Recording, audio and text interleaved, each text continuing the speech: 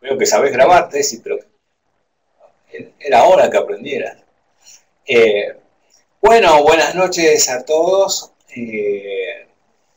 Esto que iniciamos una especie de diálogo sobre distintos temas. Hoy queremos hablar sobre el tipo de cambio. Hola, Luque. Bueno, en el caso, para los que no están en Argentina, por ahí sabrán que acá hay algo que se llama un cepo, que significa básicamente que no se puede comprar dólares salvo a los que el gobierno dice y al precio que el gobierno dice. Esto ocasionó varios problemas y ahora el problema es que para el próximo gobierno, que seguramente será distinto, cómo se sale de este tipo de cosas. Se puede salir de un plumazo de repente, si hay que hacerlo en forma gradual o qué es lo que ocurriría. Si mal no recuerdo, Roberto, creo que Macri dijo que el día que era gobierno, al día siguiente o el mismo día eliminaba el cepo, algo por el estilo, lo cual provocó reacción de los propios economistas, diciendo, bueno, con calma, ¿qué va a pasar acá? De manera que, ¿qué tenés para...? O sea, la mecánica para los que están por primera vez es nosotros, con Roberto vamos comentando, pero ustedes en el chat pueden hacer preguntas cuando quieran, o intervenir y escribir alguna opinión relativamente corta, pues no, como es por escrito esa parte, acá traten de escribir en forma sintética. Bueno, Roberto, ¿qué te parece, para abrir el fuego, las afirmaciones de Macri? Bueno, primero, de algunos partidos opositores al gobierno y del mismo gobierno se van a decir, no, pero bueno, a ver, vamos a poner, algunos dijeron, no se puede salir tan fácilmente, hay que tener reservas. Kicillof dijo, hay que endeudar, eso me hace pensar que se va a endeudar para salir del cepo. Lo primero que diría es, en realidad, Kicillof se está endeudando para mantener el cepo, porque está tomando el swap con China, toma yen, vende los yen por dólares y después vende esos dólares en el mercado, en lo que es el dólar ahorro, para que la gente lo compre y lo venda en el blue y de esa forma baje el blue. ¿Sí? O sea, hace todo un giro, pero a través de deuda. Ahora, el punto central acá es, alguien dijo en Twitter, me puso, bueno, pero si no sabemos cuáles son las reservas no se puede debatir. Justamente, no sabemos cuáles son las reservas. Es más, no hace falta tener reservas en el Banco Central para salir del cepo. Porque si estamos pensando que necesitamos reservas, quiere decir que estamos pensando, más que en una salida con flotación limpia, estamos pensando en una devaluación, que es llevar el dólar de 8,70 a otro número mágico.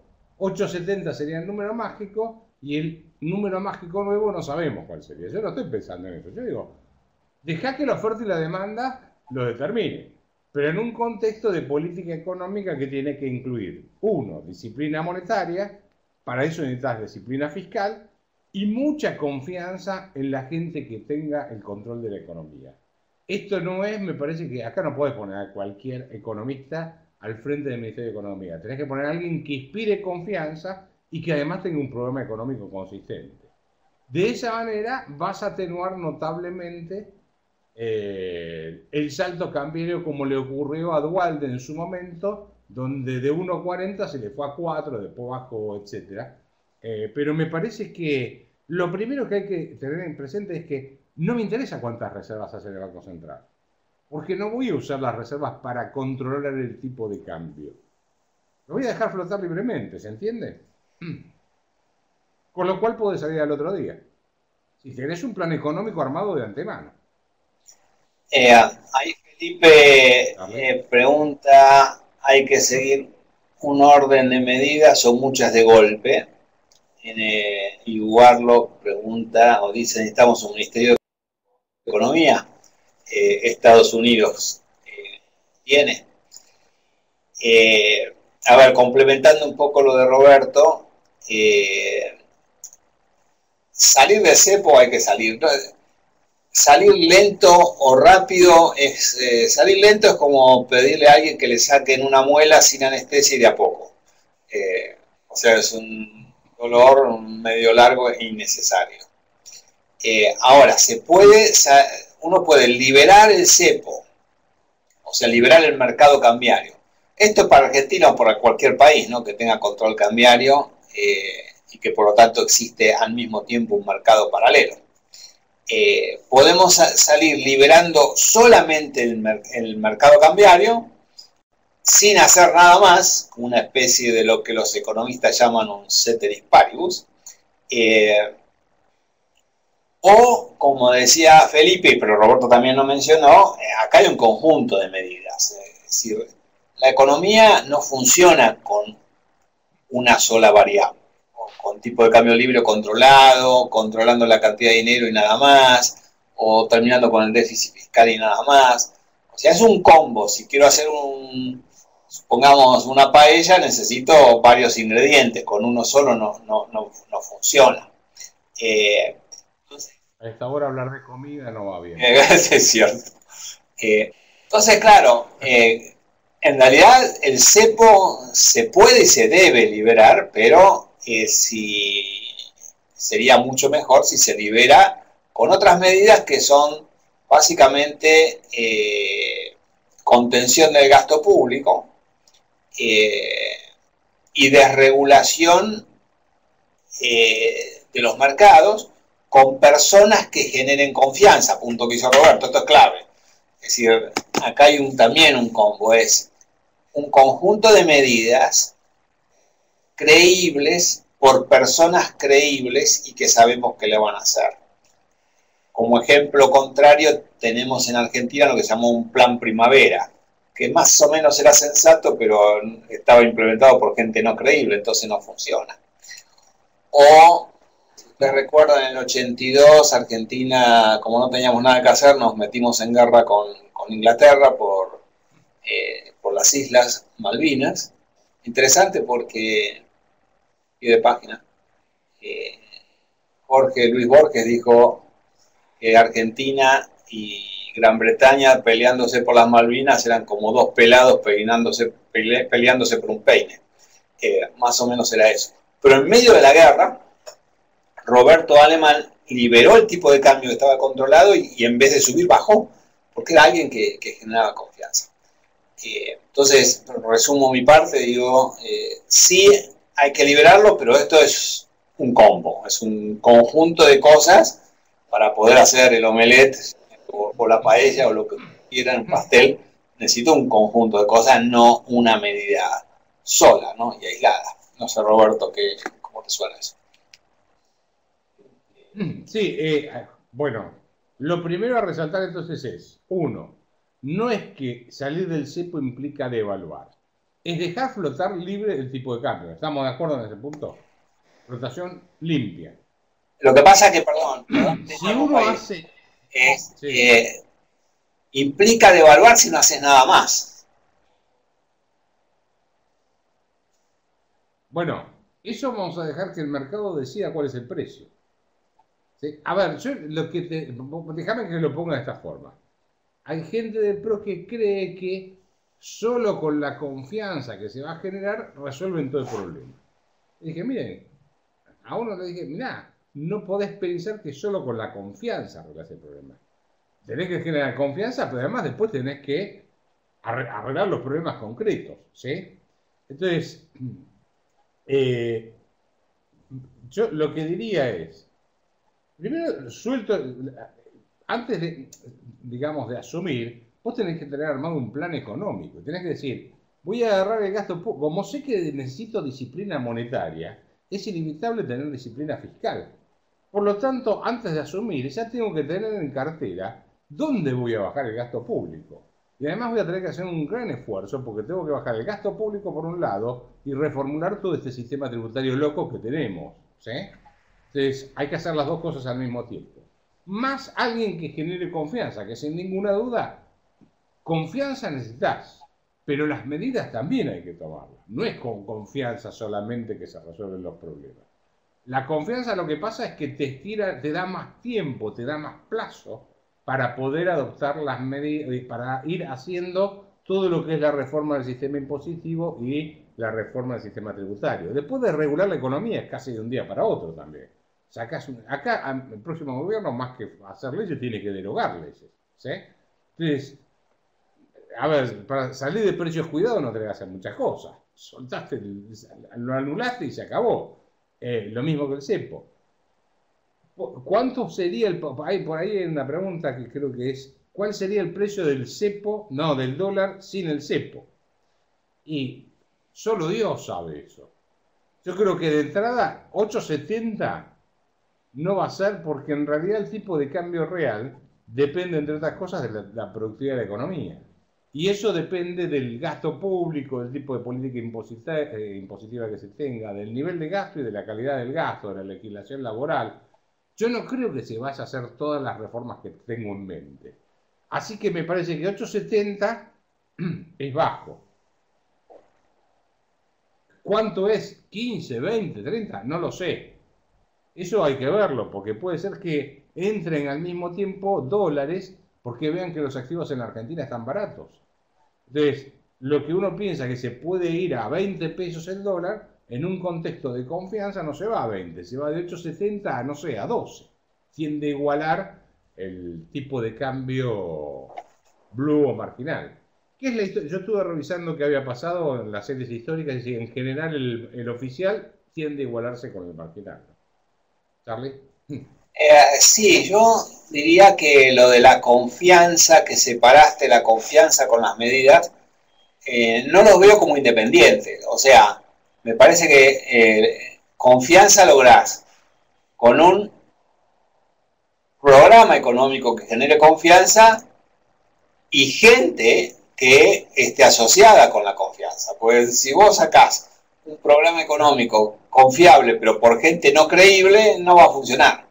O si tenés gente creíble con un programa económico que no funciona, tampoco va a funcionar, y creo que podemos ir a algunos ejemplos atrás de cómo de repente tenés casos de programas que tal vez podrían haber funcionado, pero la gente no era creíble y viceversa. Entonces, generar confianza implica gente que crea, gente que esté convencida de lo que va a hacer.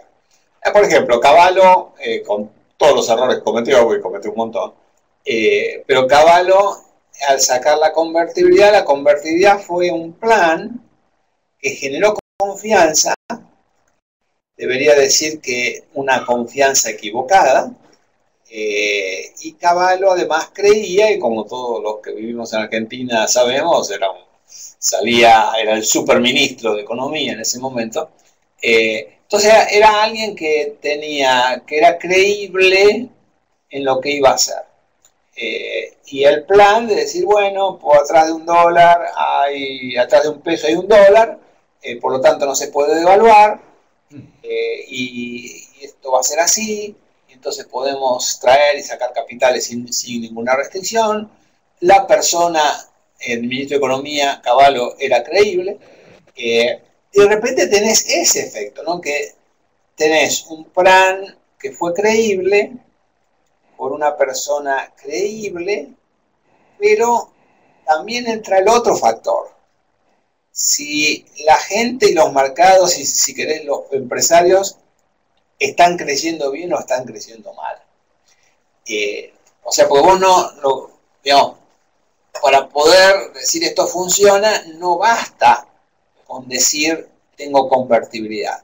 Es convertibilidad más equilibrio fiscal más mercados desregulados.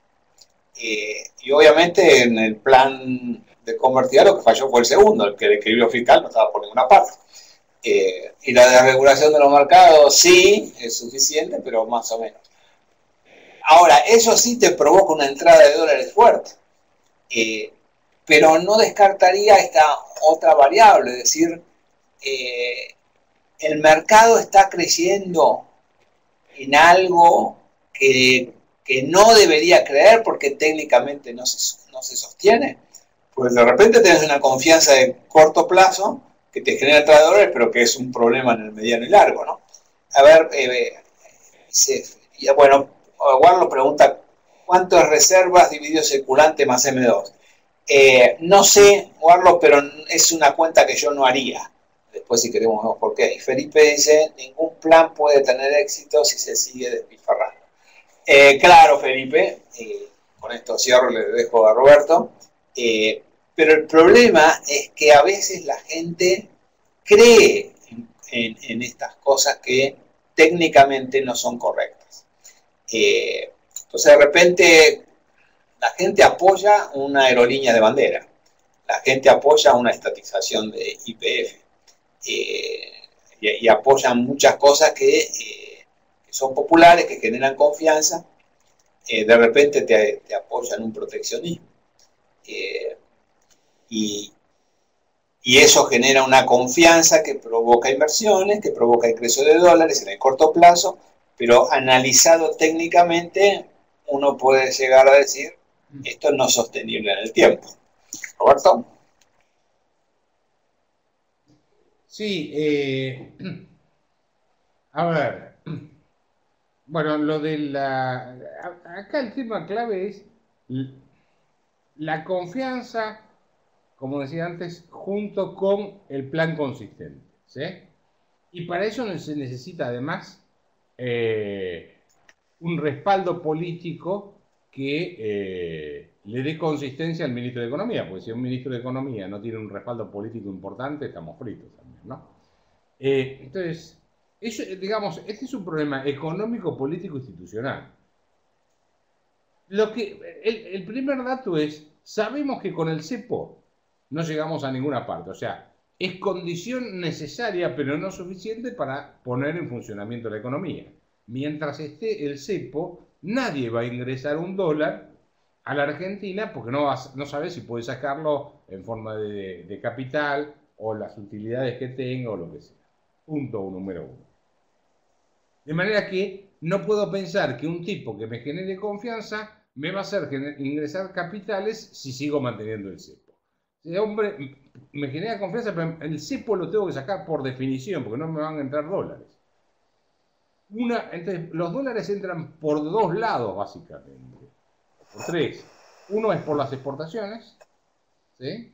Que hoy es el único flujo de ingresos que tenemos de divisas.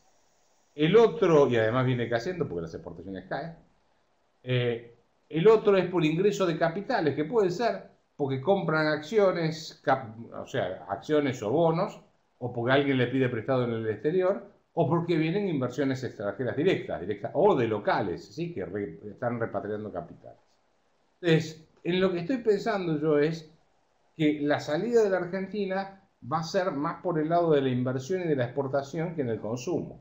Y para eso se van a necesitar capitales, y para eso se van a necesitar que ingresen dólares. Por lo tanto, tengo que crear todas las condiciones para que tengan una avalancha de dólares. Mi impresión es que si se hacen bien las cosas, el problema va a ser que el dólar va a ser barato en la Argentina, más que caro. No sé si, puede ser que al principio haya un overshooting o una salida, digamos, un salto en el tipo de cambio. Pero no creo que dure mucho si eso va acompañado de un tipo con mucho prestigio y además, o sea, un prestigio de alguien que dice voy a desregular el mercado o voy a tener un gasto, voy a disciplinar el gasto público, la política monetaria, definir una regla monetaria muy clara, etcétera. Todo eso. A la pregunta de M2, ¿cómo era las reservas sobre M2, ¿no es cierto? La verdad es que esa cuenta no la hago, yo sigo otro número, que es relacionar lo que se conoce como base monetaria amplia, que sería todos los pesos en circulación, más los encajes bancarios, más toda la deuda que coloca el Banco Central en el mercado para absorber liquidez, como son LEVAX, LOVAX, PASES, etc. El último número que tenía, que hice hace 20 días atrás, me da que, porque en realidad el Banco Central tiene reservas que tiene que respaldar esos pasivos, nada más, ¿no es cierto? El Banco Central no es responsable por los pesos que están en los bancos y están prestados y la multiplicación de dinero que genera el sistema bancario. Ese número me da entre unos 25 pesos. Eso es, digamos, si fuésemos una convertida y el Banco Central dice, bueno, con estos dólares recupero todo los pesos que hay en el mercado más todos los bonos que emití. Daría más o menos 25 pesos. Que tampoco sabemos si las reservas que me están declarando son reales o no son reales. ¿Sí? Por ahí está truchado el número. Por lo tanto, el número en sí no me sirve. Como no sabemos con qué número fiscal vamos a llegar, con qué número de reservas vamos a llegar, lo mejor es armar un programa económico a prueba de balas. Y esto significa justamente pensar en una libre flotación y que el tipo de cambio llegue al nivel que tenga que llegar más que en una devaluación, que es una cosa totalmente distinta. ¿No? ¿Charlie? Sí, a ver, quiero... Ariel Colantuono, ¿ustedes opinan que abrir el cepo significa comprar dólares por ventanilla como antes o debería seguir siendo autorizado por la FIP? Ah, qué pregunta. No, la FIP hay que cerrarla. Si hay una ventanilla a cerrar, es la FIP. Pero tal vez en alguna de las futuras reuniones podemos hablar de reforma del sistema impositivo que genere confianza. Pero no, es decir, eso de usar al gobierno para perseguir gente que opina distinto, que es enemigo político, etcétera, es decir, no genera para nada la confianza de la cual estamos hablando. Es decir, la gente se tiene que sentir no vigilada para invertir correctamente. El Estado tiene que cumplir su función de perseguir a ladrones, violadores, etcétera, eficientemente, que por empezar gasten la plata bien, como deben ser. Entonces uno necesita estar financiando el déficit de aerolíneas, de YPF, de fútbol para todos. Es mejor que le paguen bien a la policía, que los entrenen bien, física y psíquicamente, que tengan buena tecnología, etcétera, y que persigan bien a la delincuencia y a lo que corresponde. Pero la gente tiene que poder comprar y vender lo que quiere sin estar vigilado absolutamente por nadie. Obviamente siempre y cuando está dentro de la ley, ¿no? Sin violar derechos de nadie. Felipe dice, difícil encontrar con ese capital de confianza, es difícil, pero creo que no es imposible. Uno está descreído de todo. Sí, eso de descreído es cierto, Felipe, pero que de repente los milagros ocurren, no sé cómo, pero pasa. Entonces, sí, la confianza es clave. Yo solamente diría que para los análisis económicos en la toma de decisiones, nuevamente repito, la confianza puede estar justificada o no justificada. Con esto quiero decir, una confianza no justificada es creer en algo que va a funcionar cuando en realidad no va a funcionar. Supongamos, como ejemplo, creer que un control de precios va a solucionar el problema de inflación. De repente la gente cree, y a veces hasta los empresarios, ese tipo de cosas.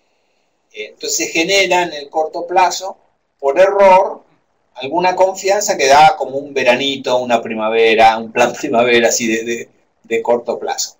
Que es distinto a decir, estoy creyendo, pero además de creer, estoy creyendo en algo que me va a llevar al puerto que corresponde. Ahí por ahí tengo una diferencia con Roberto, es que el cepo no nos lleva a ninguna parte. Sí, nos ha llevado al desastre. A ninguna parte positiva, tal vez, pero el cepo ha sido un verdadero. Entonces, sí, acá hay una misión complicada, la gente no tiene por qué saber de economía, hay muchos mitos, como por ejemplo que exportar es bueno e importar es malo, que bajar la tasa de interés mediante expansión monetaria es bueno, que emitir dinero estimula la economía, que la protección arancelaria es buena, o sea, mitos en economía hay muchos. Y eso es un problema, porque lamentablemente en economía a diferencia en física tal vez, o en biología, todo el mundo opina, ¿no? Todo el mundo opina qué es lo que hay que hacer, lo que está bien, qué está mal, etc. Entonces en los programas tienen a periodistas que habitualmente no están muy bien formados, opinando, empresarios que defienden sus propios intereses, en la sindicalista, o sea, es una bolsa de opinión, y está bien que sea así, pero puede salir para cualquier lado.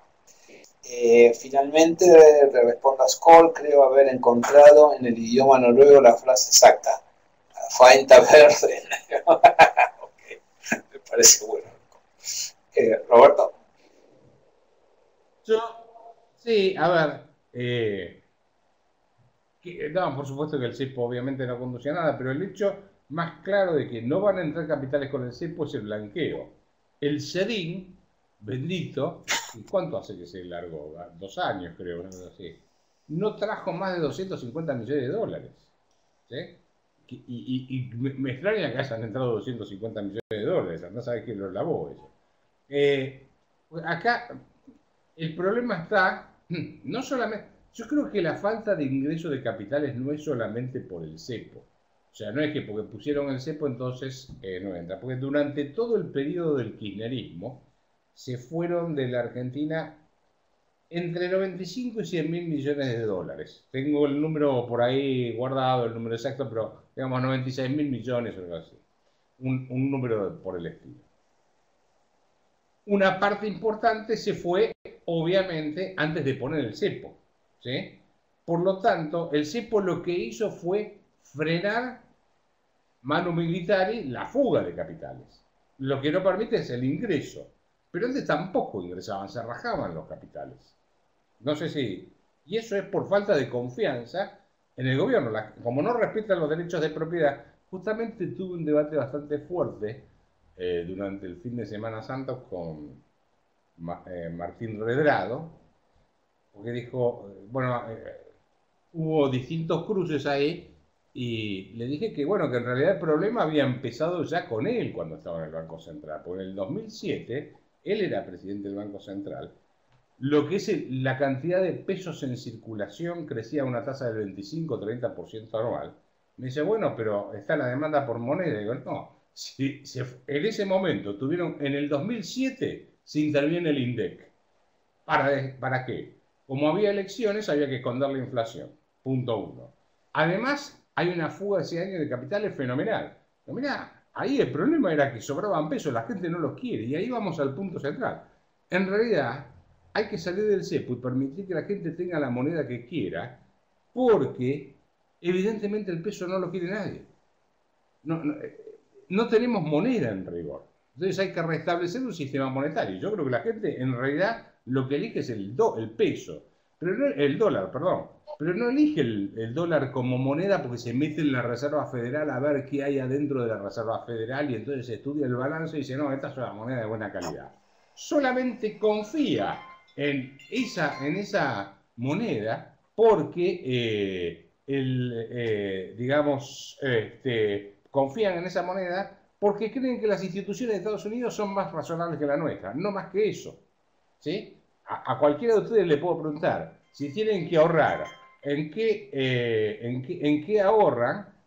Más de uno va a decir dólares o euros, pero ninguno de ustedes sabe que hay en las reservas que hay como respaldo de cada euro y cada dólar en el Banco Central Europeo y en la Reserva Federal.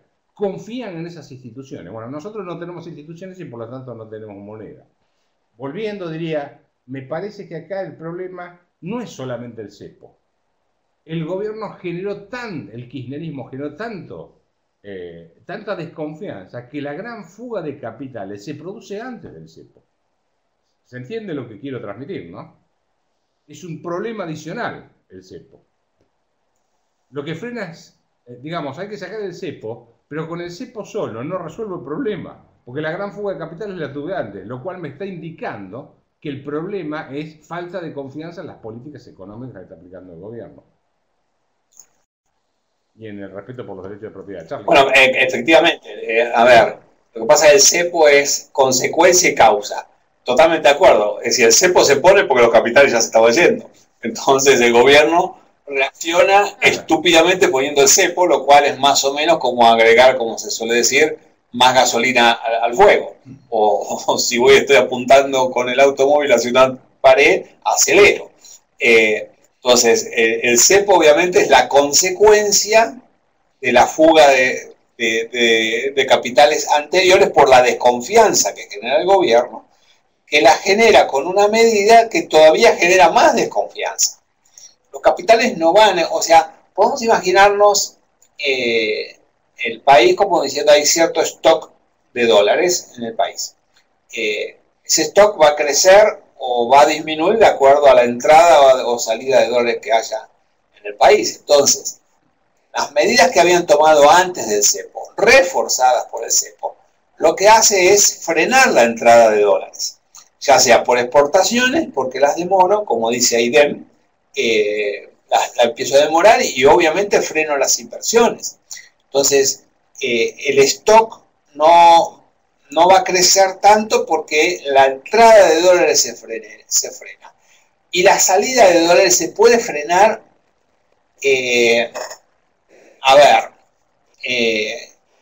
medianamente. ¿Medianamente qué quiere decir? Uno puede decir, bueno, no vendo dólares al que va a importar webcams o el que va a importar iPods o algo por el estilo. Entonces la gente se enojará porque no voy y faltan algunos productos que no van a ser a la vida o muerte de nuestra vida, pero molesta. ¿Sí? Después se pueden poner restricciones a importaciones de bienes de capital durable, es decir, una máquina que dura 5/10 años va a seguir funcionando. Vamos a perder eficiencia, se va a volver un poco obsoleta, menos competitiva, esto no va a ser menos competitivo, pero no paraliza la producción. Ahora, el problema es cuando freno importaciones que me frenan la producción, como materias primas, o artículos de consumo graves como son los medicamentos o cosas por el estilo. Entonces, uno no le pueden poner, no puedo controlar la salida de dólares. Entonces, como la entrada de dólares, nadie entra donde no puede salir, porque ni Kicillof ni Cristina llevan los dólares a países como Cuba, seguramente los tienen como se dice en Suiza, en Liechtenstein o donde sea, donde pueden entrar y salir. Pero en la salida de dólares no se puede frenar. Entonces, por eso cada vez se empeora más la situación. Es como que el stock de dólares va disminuyendo. Apaleado debería estar el gobierno. Apaleado estamos nosotros por la fila. Suavizado por el hecho de que están vendiendo dólares para ahorro al tipo de cambio oficial para que la gente los venda en el mercado paralelo. Entonces esto frena el paralelo. Obviamente para eso necesita un endeudamiento creciente. Pero el problema es que esto no cambia mientras, para ir a un extremo, yo diría, ideal, ya que terminamos con Semana Santa, transformar al país en un paraíso fiscal. Realmente los paraísos fiscales se mencionan como cosas malas, ¿no? Son malas palabras. Lo que queremos es que el país sea un paraíso fiscal, que sea una máquina de atraer capitales en forma permanente. Scott dice, el shitterismo llegó a afirmar que el shitterismo, bueno, afirma ya cualquier cosa. Roberto. No, estaba distraído leyendo, sí, las preguntas. Veamos, estamos dando vueltas siempre sobre el mismo punto. En realidad acá creo que alguien lo había puesto antes, la fórmula, espérate que la encuentre en alguna de los comentarios, y era acá está, Felipe Watchlin. Dice, entonces la idea es plan creíble más profesionales confiables. Programa tipo, espérate, ¿qué dice ahí? Programa, hola José, ahí está José Venegas. Hay que abrogar el infierno fiscal. Ese tema después lo hablamos, pará. Sí, bueno, la combinación es esa. Es un plan económico creíble, Flotación limpia, punto 1. Flotación limpia es punto 1. 2, con un plan económico confiable, o sea, un plan económico consistente que implica disciplina monetaria y fiscal, y el tipo que lo hace no puede ser cualquiera. Tiene que ser, o sea, no es, este agarro a cualquiera de estos que andan dando vueltas por ahí por la televisión, y porque dicen 3 cosas juntas, ya es un fenómeno de la economía. Tiene que ser alguien que transmita confianza en su momento, guste o no a los personajes, un Roberto Aleman o un Alzogaray eran tipos que generan confianza. Charlie, no sé si está de acuerdo conmigo, estoy hablando de la década 60, 70, 80. O sea, estoy pensando en personajes de ese tipo, ¿sí? O personajes que generen ese tipo de confianza y con un plan económico consistente. Con lo cual, acá, digamos, el tema del cepo sí hay que eliminarlo. El problema, lo único que tenemos que saber es hasta dónde llega el tipo de cambio. Si eso produce una corrida financiera y cambiaria o no. Si se hace al estilo... Ahí tenemos el ejemplo Duhalde. Duhalde sale de la convertibilidad porque Duhalde es el que devalúa y hace un zafarrancho fenomenal. Porque no tenía ni idea, no hizo nada de disciplina monetaria, nada de disciplina fiscal. El tipo dijo el que puso dólares va a recibir dólares y no tenía ni idea de cómo funcionaba el sistema financiero. O tenía idea si hizo el tonto, no sé. Entonces, si uno piensa en una salida del cepo al estilo Duhalde, sí, el estallido fenomenal. Ahora, si uno piensa en una salida del cepo con gente seria, disciplina fiscal, disciplina monetaria y un plan económico consistente, eso yo no veo que vaya a haber ningún estallido así espeluznante. Por supuesto que dejan un montón de problemas arreglados, ¿no? Que no van a ser fáciles de solucionar, como el tema de la distorsión de las tarifas de los servicios públicos, los subsidios y demás.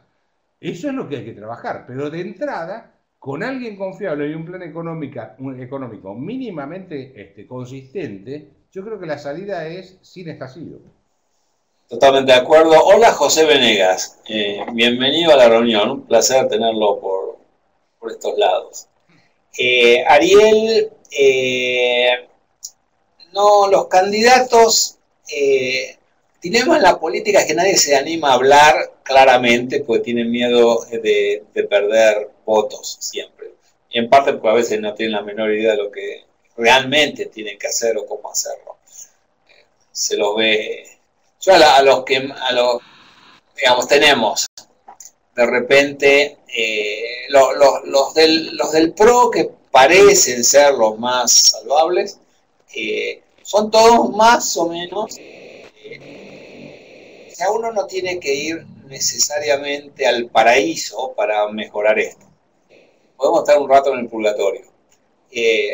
Entonces, cualquier cosa medianamente sensata alivia, ¿sí? Entonces, yo veo por lo menos a los del PRO los veo como ahí, ¿no? Que son medianamente sensatos. Ahora hay que ver después en la práctica cuán sensatos son con una variable muy complicada desde el punto de vista político, que es el gasto público. O sea, el gasto público hay que bajarlo, y bueno, sí. Ahora, ¿en qué contexto? ¿Cómo? Pues en realidad, si uno genera realmente un paraíso fiscal, que genere una muy fuerte entrada de inversiones privadas, es factible bajar el gasto público con un menor costo de desocupación social o lo que ustedes quieran, porque la entrada de capitales privados va a generar más demanda de trabajo. Entonces es más fácil, inclusive uno puede armar un plan de decir, bueno, a ver, ¿qué reforma voy a hacer en el sector público? ¿Cuántos me sobran? Personas me sobran. Quédense en sus casas, porque al menos ahorramos luz, escritorios, etcétera. Quédense en sus casas, ustedes van a cobrar un sueldo durante 3 años, 2 años, etcétera, mientras el sector privado sigue invirtiendo. No hay por qué decir, usted a partir de mañana está en la calle directamente, desde el punto de vista político y del impacto social. O sea, es factible, pero claro, eso no puede bajar el gasto público sin enfrentar un costo social que podría ser eliminado con medidas de inversión creíbles. Calculen que el Producto Bruto de Argentina, ¿en cuánto anda, Roberto? No sé, en 700.000 millones, algo por el estilo, hace rato que no miro, pero más. Dios sabe cuál es puede estar fácilmente un 50% por arriba, pero fácilmente. O sea, una ventaja que hay cuando la economía está baja es que es más fácil subir. ¿Sí? Que lo que le pasó a Kirchner de entrada, cualquiera resucitaba eso medianamente por el nivel de... A Dualde le pasó. O sea, le pasó a varios. A Dualde porque a mediados del 2002 empieza a subir el precio de la soja. Calcula, mira, sí, dale. Después sigo yo. No, decía, a De la Rúa le tocó promedio, precio de la soja 150, 160 dólares. Promedio simple tomando todos los meses que estuvo, dividiéndolo por el tipo de cambio, por el precio. Y a estos les tocó, en promedio, cuando tomás todos los meses que estuvieron, ¿sí? El tipo y la cotización, les tocó una soja de 360 dólares o cosas por el estilo. O sea que teniendo el doble de precio, más del doble, ni siquiera pudieron hacer las cosas bien. Tuvieron una fuga de capitales que fue fenomenal, por empezar, ¿no? Pero, y además la recaudación, vos fíjate que en realidad para salir de esto, una forma de generar confianza es empezar a subir los mínimos no imponibles. En realidad, el tema del debate de ganancias es largo, ¿no? Yo creo que es lo que hablamos en una otra reunión, hay que derogar ganancias, etcétera. Pero ni siquiera les estoy pidiendo, o sea, ni siquiera el próximo gobierno le estoy pidiendo que arregle todo, porque en 4 años no vas a poder arreglar todo, ¿sí? Ni Reagan pudo cambiar cambió mucho, pero no cambió todo el Estado americano. No sé si está de acuerdo conmigo, Charlie, ¿sí? Empezás a andar un rumbo. Solo con cambiar la dirección, eso te puede ayudar mucho. Sin duda, estoy de acuerdo. Reagan, acordate que tenía el Congreso en contra. Es un buen ejemplo porque él mandó un presupuesto donde el gasto público bajaba, pero iba a bajar mucho todo lo que era gasto en seguridad social y subía lo que era en armamento. El neto daba menor gasto, pero los demócratas no lo aceptaron y dijeron de ninguna manera y se lo cambiaron. Le subieron el gasto social y le bajaban el gasto en armamento. Y entonces él dijo que lo iba a vetar, citando la cifra de la cita o la frase de Harry el Sucio: "Go ahead, make my day", como diciendo, suban y yo lo veto, ¿no? Pero tenía es interesante porque tenía el Congreso en contra, el gasto público le subió, la gente se lo le echa la culpa a Reagan, pero Reagan, el presidente de Estados Unidos, eso no lo maneja el Congreso. Pero generó tanta confianza que la economía americana terminó subiendo, por más que el gasto subía. A ver, tenemos... algunas preguntas sobre el endeudamiento. Sí, a eso, exacto. Sí. A ver, yo en realidad usaría la deuda. A ver, porque son dos preguntas. Necesitaría, dice Felipe, ¿no? Espérate, necesitaría el próximo gobierno endeudarse primero para bancar el plan a implementar. Y José Venegas dice, ¿sería válido endeudarse para hacer el cambio hacia el paraíso fiscal lo más rápido posible posponiendo los despidos? Bueno, después vamos a la de Skoll. Contesto las dos. Primero, a ver, yo usaría la deuda más que nada para hacer el rollover de la deuda que me va venciendo, porque estos están dejando ahí un problema serio. Y uno puede sí financiar transitoriamente, porque hay dos cosas que financiar. Está el problema de las tarifas de los servicios públicos, más todo lo que son planes sociales, más empleados públicos. Son los tres grandes rubros ahí y el sistema previsional.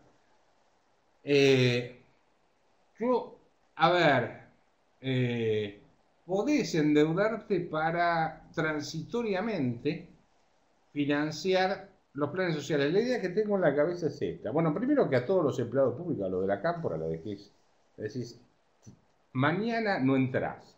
Te hago juicio. Bueno, haces juicio, el día que vas a cobrar lo cobrarás, no sé, Lo rajás directamente, ¿sí? Todos los que metieron de la campo. ¿Qué haces con todos los 18 millones de beneficiarios de planes sociales? Porque es un problema. Entonces, a mí lo que me está circulando por la cabeza es, contestando la pregunta de José, es esto. ¿Viste que a los jubilados les quieren hacer poner el dedo en un escáner para la prueba de supervivencia que tienen que hacer todos los meses para cobrar su sueldo? Entonces, hacer el mismo mecanismo. Decir, bueno, a ver, todos los que tienen planes sociales, vengan y pongan el dedito acá, la huella. ¿Sí? Entonces, cuando aparezcan, primero te va a aparecer que la mitad son chorros, delincuentes, no sé, te va a aparecer de todo ahí, ¿sí? O sea que más de uno no va a querer poner el dedo porque va a ir en cana, si me descubrieron. Esa es una, ¿sí? Y la otra es que vos al tipo le vas a decir, bueno, ¿cuántos planes sociales tenés? ¿8 planes sociales? No, a vos te corresponden tanto. O la otra es decir, mirá, este plan social, ¿sí?, dura solo hasta el momento en que yo te consigo un trabajo. Como estoy pensando en que voy a necesitar muchas inversiones para recomponer todo el sistema energético, las rutas, etcétera, aparece un puesto de laburo y el tipo dice, mirá, en ese campo, en esa fábrica, en ese lugar, hay un laburo. No lo querés, bueno, perdés el plan social, ¿sí? O sea, le das un tiempo de vida y lo vas licuando con el salto inflacionario que obviamente de entrada vas a tener cuando salgas de todo este lío, ¿no? Y podés financiar ese lío con endeudamiento y al mismo tiempo empezar a corregir el sistema tributario, que es una ensalada. No sé si quedó clara más o menos la idea por dónde estoy pensando. Sí, la deuda, en estos casos que hace falta una reforma, se las puede asimilar, no me gusta mucho, pero como a una empresa que va a hacer una reingeniería o va a hacer una inversión, necesita financiarse. Acá es como decir, bueno, el Estado va a hacer una reforma que va a provocar un crecimiento económico, el gasto público se va a reasignar eficientemente y a su nivel adecuado, etcétera. Hay muchas cosas que hay que refinanciar, entonces o corto el gasto y entonces tengo un problema social y de reacción, o de repente tomo deuda para financiar el traspaso hasta que el efecto de las inversiones se empiezan a ver, ¿no? Entonces, en ese caso uno puede decir, sí, pero realmente creo que con como decía el Sogaray, un shock de confianza fuerte, no haría falta eso. La entrada de inversiones en Argentina sería muy fuerte y en el corto plazo. Skoll dice, Argentina fue uno de los países más ricos del mundo en el siglo XIX, es cierto, y principios del XX también diría, y también uno de los más capitalistas, sin duda, pero después vino Perón, obviamente, y arruinó todo. Efectivamente, Argentina no es el único caso, Inglaterra hizo exactamente lo mismo. Recuerden que Gran Bretaña era la potencia mundial en el siglo XIX y XX y terminó siendo uno de los países más socialistas de las guerras. En el 40 estatizó el Banco de Inglaterra, que era privado, estatizó los ferrocarriles, estatizó absolutamente todo. Lo cual muestra que aún los países que les fue muy bien con el liberalismo, como Gran Bretaña, Argentina, fíjense Chile ahora y Bachelet, Estados Unidos, etcétera, de repente la presión de la democracia por planes sociales, gasto público, privilegios, empieza a tomar mucha fuerza. Skoll está diciendo que se termina el estilo de vida parasitario, que todos van a tener que buscar trabajo en la industria privada. Bueno, eso sería, creo, lo que está diciendo Roberto. Obviamente, si el próximo gobierno es lo suficientemente sabio como para generar clima de inversión privada importante y sana, ¿sí? Que es lo que no hizo Menem en gran parte. Roberto, para ir terminando. Sí, no. ¿Cómo? ¿Qué es? Me haces olvidar lo que iba a decir.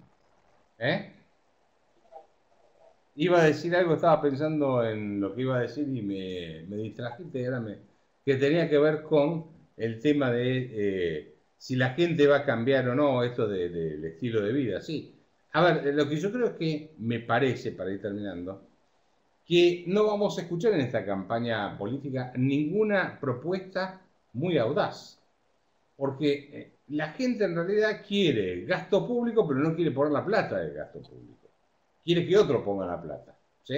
Entonces todos dicen, no, tiene que estar la asignación universal por hijo, fantástica. Bueno, vos ponés la guita, no, que la ponga otro que tiene más, siempre te dicen la misma pavada, ¿sí? Entonces, nadie va a decir eso porque tenés tantos empleados públicos, tantos planes sociales, etcétera, dando vuelta, que yo creo, mi impresión es, ¿no?, que ninguno va a decir, va a mostrar las cartas antes de jugar. Van a hacer lo mismo que hizo Fujimori, lo mismo que hizo Menem. Cuando llegue el momento, la realidad va a imponer las medidas. Vos fíjate que ninguno se anima a decir, hay que privatizar, qué sé yo, no sé, aerolíneas o lo que sea. Nadie sale a decir nada de eso. Son frases, está todo concentrado en imágenes y ese tipo de cosas. Creo que no vamos a ver ningún debate importante de acá en todo el periodo de las elecciones. Vamos a ver frases de marketing, nada más. Y entiendo que tal vez las reglas de juego sean esas hoy, o sea, que la política hoy no sea educar, sino que sea simplemente conseguir votos. Y bueno, si para conseguir votos tengo que saltar con los globos, salto con los globos, y nada más. Pero después, cuando llegue la hora de la verdad, vamos a tener que hacer las cosas en serio. Creo que tenemos algunas preguntas más. Uy, Yuya Biglione. ¿Se acuerdan de nuestro querido amigo Abel? Hermana de... Hola, Yuya.